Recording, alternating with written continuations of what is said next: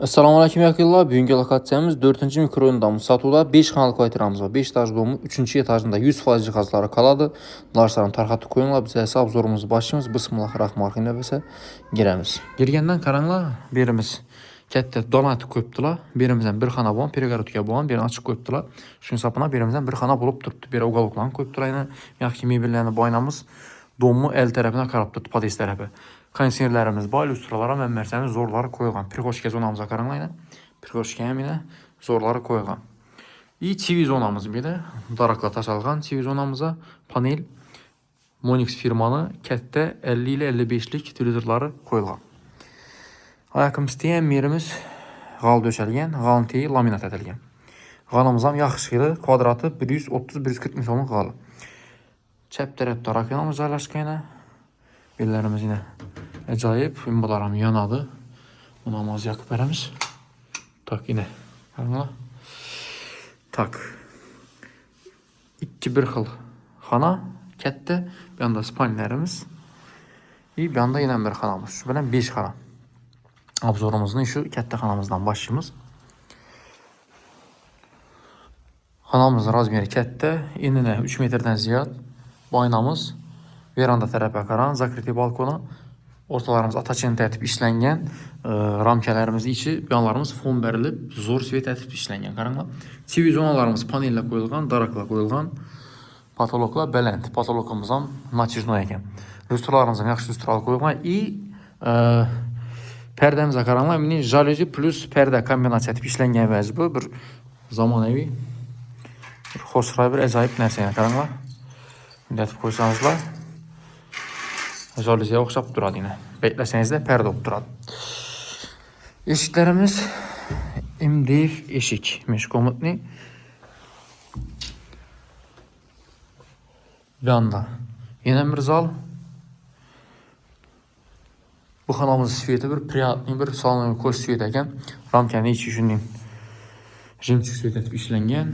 Panel bedəm yine. TV zonamız ikən başı. Daraqla taşalğan, lüstralarımız yaxşı lüstralı qoyulğan. Bu pərdəmizəm şu pərdədən toşuyum.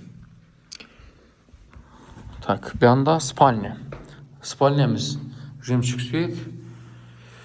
Aynası arka tərəfə baxıram. Aynanın teyində registrlarımız bu. Qısqal öndə düşündürəm yurttaşsa xanalanı metrini ölçəb nətib yürünmüş səbəbi azəkadan özü gəlib görədi. Macılar bir yama görə mən doğru üçün konkretni yine hem yerini görsətəmən bir xatar öz görəsə, yaxsa gəlib görəsə da xarasa. Bu aynamızdan don markasına qanan radiatorlarımız var. Bir xil lüstralar koyulğan, eşiklərimizdən bir xil. Bir anda sanucul. Sanucullarımız acilni bu vanna.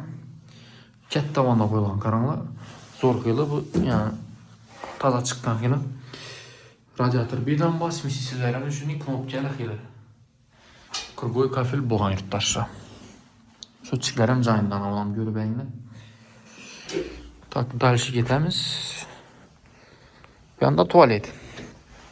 Tuvaletəm toşcan şu vannanınkinin kafil qoyulğan. Ayaqlı deyim, matoy kafil. Çelini Koko firmanın unitazları qoyulğan.